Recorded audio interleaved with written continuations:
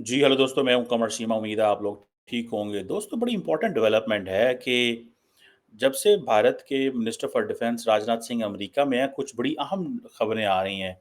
एक तो उन्होंने ये लफ्ज़ इस्तेमाल किया है कि अमेरिका और इंडिया नेचुरल अलायंस हैं। ये राजनाथ सिंह ने ये कहा है।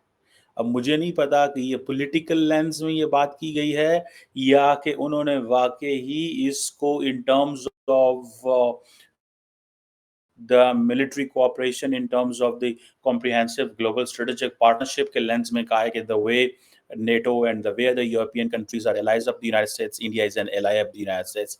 इसको जारी बात है डॉक्टर जयशंकर ही डिफरेंशिएट कर सकते हैं बिकॉज ये अंडरस्टैंड कि ये क्या है। दूसरी एक इम्पॉर्टेंट बात ये भी है कि क्या नाम है उसका ज़ेलेंस्की साहब ने ये कहा है कि नरेंद्र मोदी पुतिन से बात करें जंग रोकने के लिए। क्या नरेंद्र मोदी बात करेंगे? ये बड़ा इम्पोर्टेंट इंडिया जो है उसने अपनी जो डिफेंस एक्सपोर्ट है पिछले 10 सालों में बड़ी तेज़ी से एक्सपैंड की है। तकरीबन 30% इंडिया अपनी डिफेंस एक्सपोर्ट अब बढ़ा चुका है। जो कि तकरीबन 90 ममालिक को डिफेंस प्रोडक्ट्स बेच रहा है। This is what the Indians are saying but at the same time there is a question on India कि खुद तो वो डिफेंस एक्सपोर्ट 90 मुल्कों को कर रहे हैं, लेकिन अपनी हर चीज़ की जो इम्पोर्ट है वो भी बाहर से कर रहे हैं। सो ऐसा क्या है जो इंडिया दूसरे मुल्कों को बेच रहा है या ये जो 30% एक्सपोर्ट की बात की जा रही है, क्या ये इज़राइल को ही है? ठीक है जी। अब फॉर एग्ज़ाम्पल ये कहा जा रहा है कि जी ये 2024-25 के जो ऑर्डर हैं, अगर ये देखा जाए तो इंडिया की जो डिफेंस एक्सपोर्ट है वो 78% तक बढ़ जाएगी। सो बड़ी तादाद में इसके ऊपर भी थोड़ी बात कर लेते हैं, लेकिन सबसे पहले अगर मैं बात करूँ कि इंडिया जो है और अमेरिका ने कुछ ख़ास डेवलपमेंट्स हैं। एक तो अंडर द सोसा ये जो एक जिसे कहते हैं ना एक एग्रीमेंट इंडिया और यूएस की फ़ौजों के दरमियान हुआ है, ये एक इम्पॉर्टेंट डेवलपमेंट है। ये कोई आप इसको मज़ाक नहीं कह सकते, जिसके ऊपर हम कल से बात कर रहे हैं कि what sosa means for India, what sosa means for the United States. एक तो जिसे सिक्योरिटी ऑफ सप्लाइज़ अरेंजमेंट है, जिसकी हमने कल बात की थी कि ये जो एग्रीमेंट साइन किया है, अब इंडियन अफ़वाज और अमेरिकन अफ़वाज एक-दूसरे को हर तरह से सपोर्ट करेंगी, इंडस्ट्रियल सप्लाइज़ करेंगी, सप्लाई चेन के हवाले यहाँ पे भी कोऑपरेशन होगा, बेशक वो इंडस्ट्रियल सेक्टर्स हों, बेशक वो फ़ौजों की आपस में इंटेलिजेंस शेयरिंग हो, वो तो पहले वो कर रहे हैं। लेकिन एक चीज़ और भी अहम है कि इंडिया जो है अब अपने ऑफ़िसर्स जो है, वो पोस्ट करेगा यूएस स्पेशल ऑपरेशंस कमांड जो फ्लोरिडा के अंदर है और इंडो पैसिफिक कमांड जो हवाई के अंदर है। सो इसको आप देखें कि अब अमेरिकन्स इस तरह लाइज़न चाहते हैं, बेसिकली ये लाइज़न ऑफ़िसर्स हैं। लाइज़न ऑफ़िसर का क्या काम होता है? लाइज़न ऑफ़िसर का ये कर्नल रैंक के लोग हैं, ठीक है? सो इतना हाई रैंक नहीं है, जनरल रैंक नहीं है या ब्रिगेडियर नहीं है, कर्नल रैंक नहीं है। सो इट मीन्स कि वो जो बंदा होगा वहाँ पे, उसका काम होगा कि वो मैसेजिंग करेगा।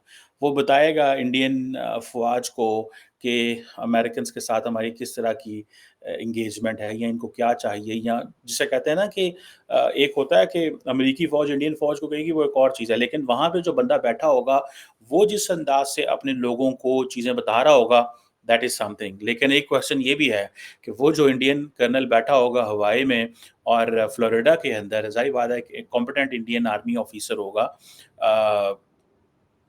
वो अगर अमेरिकी इंफ्रास्ट्रक्चर इस्तेमाल कर रहा है, उनके कंप्यूटर इस्तेमाल कर रहा है, उनकी हर चीज़ इस्तेमाल कर रहा है, तो वो जो कम्युनिकेशन बैक होम कर रहा होगा, वो एन्क्रिप्टेड है, नहीं है, क्या किस तरह की है, वो व्हाट्सएप जैसी एंड टू एंड एन्क्रिप्शन है या कि कैसी एन्क्रिप्शन होगी, ये तो बाद भी पता चलेगा।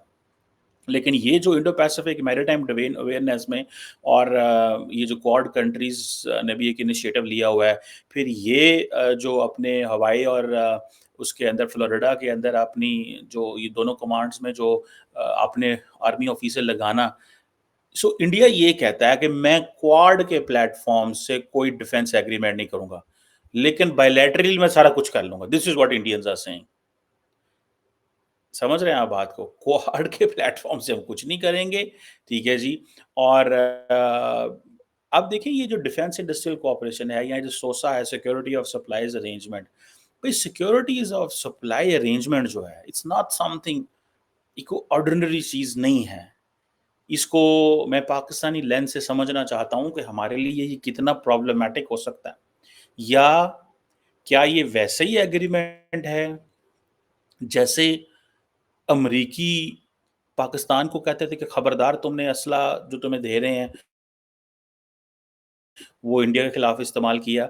ये असला तुमने सिर्फ़ कम्युनिज़्म को कंट्रोल करने के लिए इस तरह की कोलैबोरेशन है, नहीं है। ये तो इंडियंस और अमेरिका की कोई ऐसी डील ना ही पाकिस्तान अमेरिका कह सकता है कि तुम क्या कर रहे हो?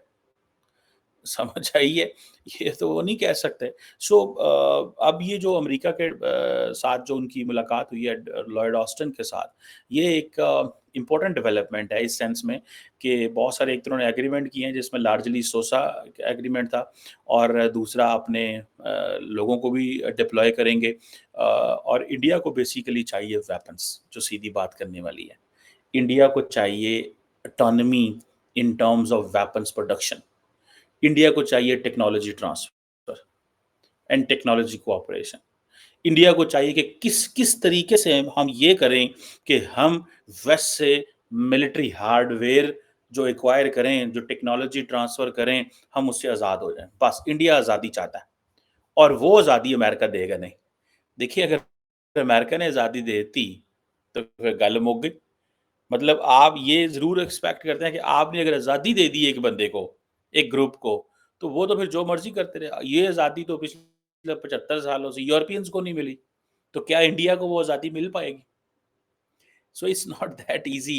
ये इतना आसान काम नहीं है, जिस अंदाज़ से ये बात हो रही है कि शायद ये जो डिफेंस कोऑपरेशन है, हाँ, ये डिफेंस कोऑपरेशन है इम्पोर्टेंट, यही तो वजह है।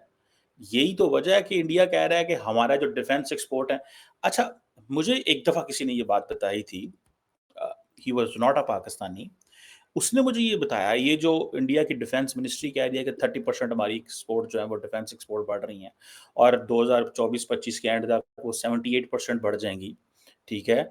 मुझे ये किसी नॉन इंडियन, नॉन पाकिस्तानी ने ये चीज़ बताई, उसने कहा कि इंडियंस जो हैं वो बहुत सारे मुल्कों को फ़ोर्स भी करते हैं कि हमसे वेपन्स लें, जो छोटे मुल्क हैं। जो छोटे मुल्क हैं उनको वो फ़ोर्स भी कर लेते हैं कि वेपन्स लें, ठीक है जी। 2020 में इंडिया ने $5 बिलियन की एक्सपोर्ट का टारगेट रखा था, अगले 5 सालों में, ठीक है जी। अब सुनने में आया है कि एक ब्रॉडर स्ट्रैटेजी इंडिया के अंदर अडॉप्ट की गई डिफेंस मैन्युफैक्चरिंग में बाय 2025। ये जो इंडिया सप्लाई माँग रहा है, ये जो इंडिया टेक्नोलॉजी ट्रांसफ़र माँग रहा है, ये बेसिकली इंडिया समझ रहा है पैसे लगाओ और को पैसे दो, कल इसी पैसे को 10 साल बाद, 5 साल बाद तुम कमा सकते हो। लेकिन अभी पैसा लगाओ अमेरिका के ऊपर, ठीक है? एंड देन रिटर्न उनसे कल को आप ले लेना। इस चीज़ में ज़बरदस्त चीज़ है। उनको तो इस चीज़ की बड़ी वो होती है अ अ, अब देखना ये है कि ये वाक़ई इसमें कितनी जान है और क्या नहीं है। और ये जो पिछले ब 10 साल का जो डाटा हम अक्सर देखकर जो सिपरी का डाटा था कि India is the largest arms importer, ठीक है जी। लेकिन पिछले काफ़ी अरसे में हमने देखा है कि इंडिया जो है वो इम्पोर्ट पे लगा हुआ था। जिस पे पाकिस्तान जैसे मुल्क जो हैं, वो शोर डालते थे। वो शोर ये डालते थे कि यार देखें इंडिया जो है इतना आर्म्स इम्पोर्ट कर रहा है, इससे स्ट्रेटेजिक स्टेबिलिटी को खतरा है। ठीक है जी। अब सुनने में आया कि अमेरिका जो है वो डिफेंस एक्सपोर्ट इंडिया करता है, वो अमेरिका जाती हैं।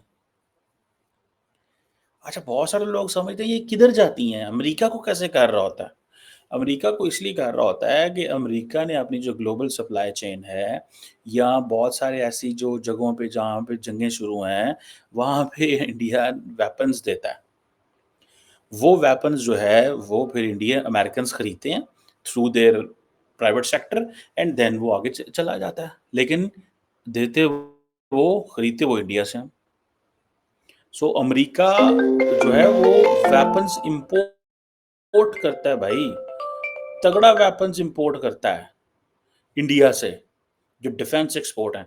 ये किस तरह की एक्सपोर्ट है इसका कोई पता नहीं है।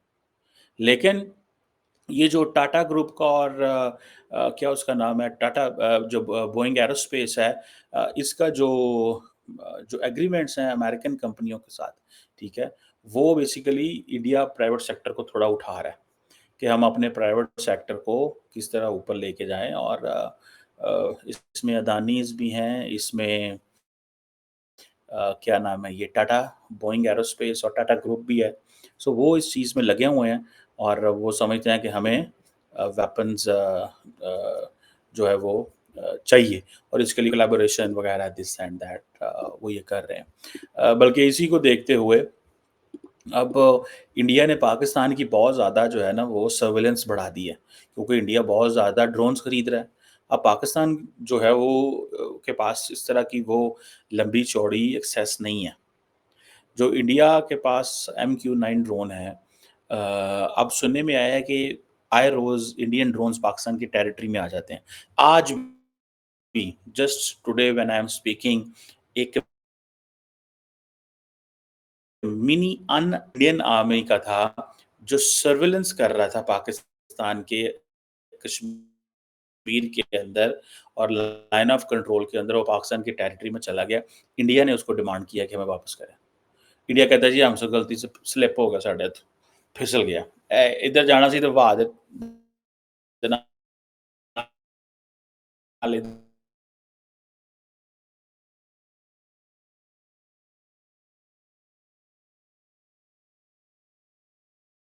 नहीं आती।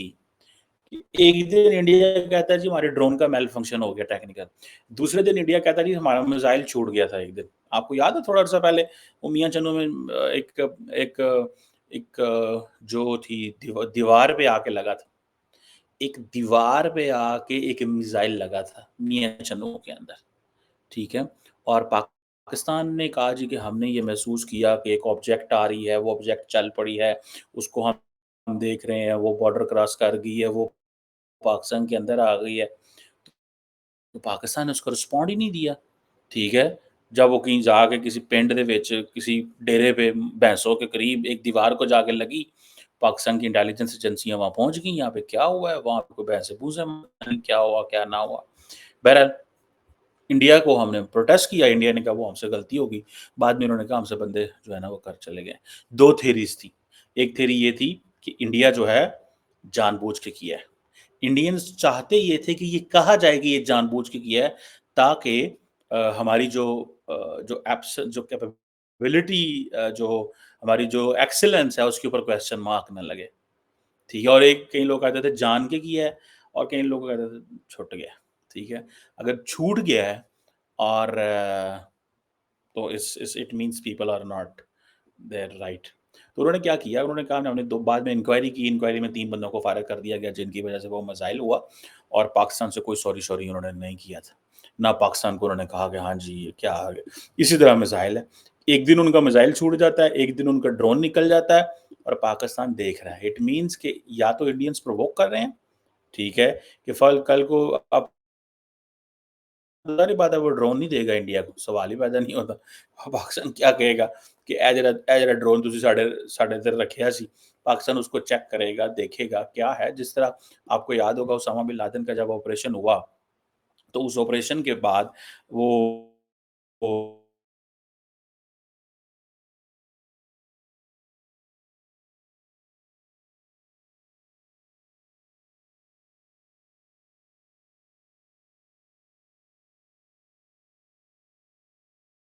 हमारे हेलीकॉप्टर थे, बड़े अच्छे थे, ये थे, वो थे, फलान-ढिमकान थे और हम ये सारी चीज़ें अब अब ये हमारी टेक्नोलॉजी हमारे हाथ से निकल गई। सो पाकिस्तान देखेगा तो सही ये कौन-सा है, आम आम है, अच्छा है, बुरा है, कौन-सा है जिसे वो कहते हैं ना ये जो एक आप कह रहे हैं कि it's a question of India की अ, जो जिसे आप कह लें टेक्नोलॉजी के ऊपर क्वेश्चन है। एंड दूसरा ये है कि कई जगह तो छोटे से हैं वो जिसे कहेंगे यूएवी छोटा मिनी यूएवी है। तो ठीक है। अब इंडिया हमारी सर्विलेंस कर रहा है, तो इतना तो नुकसान होता ही है फिर, ठीक है। कि अगर वो उसका इंडियन ड्रोन पाकिस्तान की साइड पे आ गया, तो पाकिस्तान ने ज़ाहिर बात है ये तो नहीं कहना कि सेरेमनी करते हुए पायदानी ये ड्रोन आप ले लें, ये हमारी सर्विलेंस कर रहा था, थैंक यू वेरी मच आप हमारी सर्विलेंस कर रहे, तो वो गया होगा, उन्होंने शूट करके नीचे फेंक दिया होगा। ठीक है, तो ऐसे ही होता होगा, पाकिस्तानी ड्रोन भी जाते होंगे, 100% जाते हैं, पाकिस्तानी ड्रोन नहीं जाते इंडिया की तरफ। छोटे जाते होंगे, वो देखने जाते होंगे क्या कर रही है, किधर फ़ौज बैठी हुई है, क्या है, किधर नहीं है। इंडिया के पास अब ज़ाहिर बात है यार, इंडियंस के पास स्टेट ऑफ द आर्ट किस्म के ड्रोन्स हैं, कोई मज़ाक थोड़ा ही है। पर ये जो टैक्टिकल अनमैन्ड एरियल व्हीकल है, छोटे-छोटे ये जो ड्रोन है, इनकी तो कोई ऐसी बड़ी वो बात नहीं है। ठीक है। ये वर्टिकल टेक ऑफ करते हैं, देन फिर वो मसला आ गया होगा किसी लैंडिंग-शैंडिंग में। तो कोई बड़ा ड्रोन तो नहीं है, लेकिन इंडिया के पास बड़े ड्रोन हैं, जो इंडिया ने इज़राइल से लिए हुए हैं। और आपको पता है उस वक़्त तो हालात इतना इंडिया ख़राब हो गए थे, जब चाइना के साथ मसला हुआ एलएसी के ऊपर कि इंडिया को रेंट पे ड्रोन लेने पड़ गए। सो इमीडिएटली वो जो ड्रोन्स थे वो उन्होंने इज़राइल से लिए और वो ड्रोन्स उन्होंने इस्तेमाल किए देन बाद में पता नहीं वापस किए या नहीं किए या खरीद लिए। अभी अमेरिका से भी उन्होंने कुछ ड्रोन्स लिए हैं। तो वो इंडिया तो सारी की सारी इंडिया, पाकिस्तान और इंडिया चाइना के जितना भी बॉर्डर है उसको थ्रू ड्रोन्स मॉनिटर कर रहा है और कंटिन्यूअसली मॉनिटर कर रहा है। और उनको इस चीज़ का पता है कि यही वो है जिसके ज़रिए हम मॉनिटर कर सकते हैं और तो कोई ऐसी चीज़ नहीं है। सो अब देखना ये है कि एक तरफ ये जो अमेरिका के साथ इनकी जो कोलैबोरेशन है, वो बहुत ज़्यादा टेक्नोलॉजी ट्रांसफ़र दे रही है। अपने बंदे जो हैं वो ये लगा रहे हैं वहाँ पे मुसलसल भेज रहे हैं अमेरिका के अंदर। ये एक level of collaboration and cooperation है ना कि आप अमेरिकी देखें, जैसे बाकी बहुत सारे जो मुल्क हैं, वो अपने सोल्जर्स भेजते हैं। मैं ऐसे बहुत सारे यूरोपियन फ़ौजियों को मिला हूँ, जो हमें बताते हैं कि हम हवाई में या अ, उधर फ्लोरिडा में सर्व करके आए हैं, जिन मुल्कों के साथ इनके सोसा जैसे एग्रीमेंट हैं या और इनके साथ जो एग्रीमेंट है, तो वो अमेरिकन्स हमेशा उन लोगों को लेते हैं। आता हूँ, क्या नरेंद्र मोदी ज़ेलेंस्की के कहने पे पुतिन से बात करेंगे और क्या इसमें पसंद किया जाएगा? मेरा ख़्याल है कि अमेरिकन्स एंड यूक्रेनियंस सिर्फ़ इंडिया को एम्बैरेस करना चाहते हैं कि आप बात करें और पुतिन आपकी बात ना माने। सिर्फ़ ये वो चाहते हैं कि आप देखिए, एक फ्रेंड आपसे एक बात करता है कि यार ये मेरे लिए ये काम करें। वो कहते हैं जी ठीक है कर देता हूँ, आप जो कहते हैं कर देते हैं। आज के बाद ऐसा नहीं होगा, फिर तो बड़ी इज़्ज़त वाली बात है। लेकिन वो फ्रेंड आपकी बात ना माने, तो आपके लिए तो एक एम्बैरेसिंग सिचुएशन बन गई ना। आपने कहा ना अच्छा मैं क्या करूँ, कैसे हो गया यार, ये हो गया, वो हो गया। जो एक एक होता है तरीकाकार। सो बेसिकली वो प्राइम मिनिस्टर मोदी को एक एम्बैरेसिंग सिचुएशन में लेके आना चाहते हैं। अमेरिकन्स कभी भी कोई ऐसी डील नहीं करेंगे जो एक मिडल पार